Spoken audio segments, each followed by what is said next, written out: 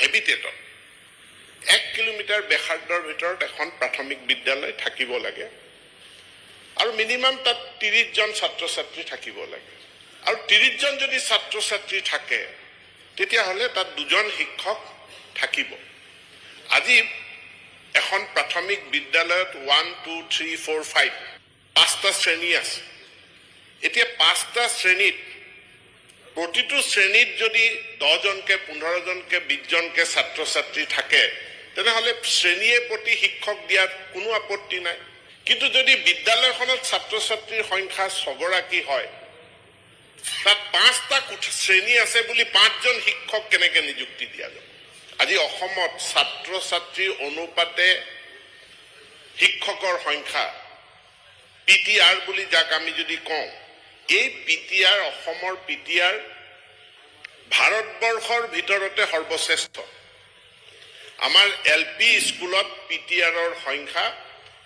19:1 তাৰ মানে প্ৰত্যেক 19 জন ছাত্ৰ ছাত্ৰীৰ বিপৰীতে এজন শিক্ষক আমাৰ আছে এখন এটা 100 মিটাৰৰ দূৰত্বত এখন গাঁৱতে দুটা চুবুৰীত যদি দুখন বিদ্যালয় থাকে ছাত্ৰ ছাত্ৰী ক'ৰ পৰা পাব এটা ছাত্ৰ ছাত্ৰী তাত নাপায় আমি সেই কাৰণে দুইখন বিদ্যালয়ক একেলগ কৰাৰ পাছত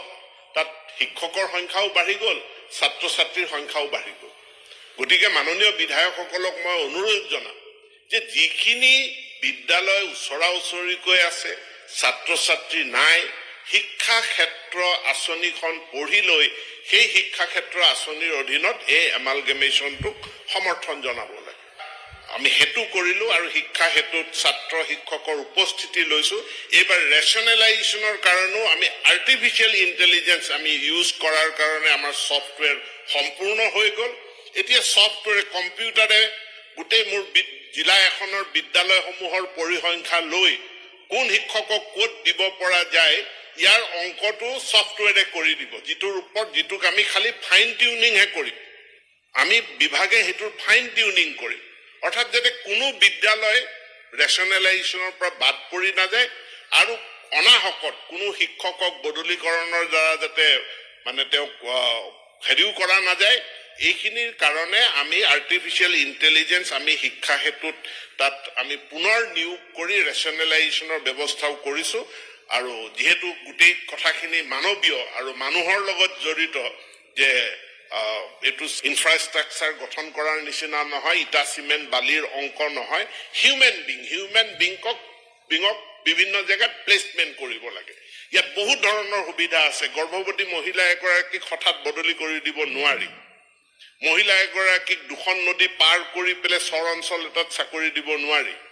দিব্যাংগ ব্যক্তি এজনক য'ত ত'ত পোষ্টিং দিব নোৱাৰি এই মানৱীয় কথাবিলাকো জড়িত হৈ থকাৰ কাৰণে আমি অকমান লাহে ধীৰে কামখিনি কৰিব লগা হৈছে আৰু লাহে ধীৰে কৰি আমি বিদ্যালয়ত ছাত্ৰ ছাত্ৰীৰ অনুপাতে শিক্ষক দিয়াৰ ব্যৱস্থা কৰিছো আৰু এই গোটেই ব্যৱস্থাখিনি আমাৰ যিখিনি আইন এতিয়া আছে right to education act parent act আৰু তাৰ লগত আমি অসম চৰকাৰৰ যিকিখন প্ৰভিন্সিয়েলাইজেশ্যন এক্ট আছে আৰু তাৰ প্ৰভিন্সিয়েলাইজেশ্যন ৰুল আছে সেইখিনিয়ে আমাৰ যথেষ্ট কামখিনি আমি আগুৱাই নি আছো ইয়াৰ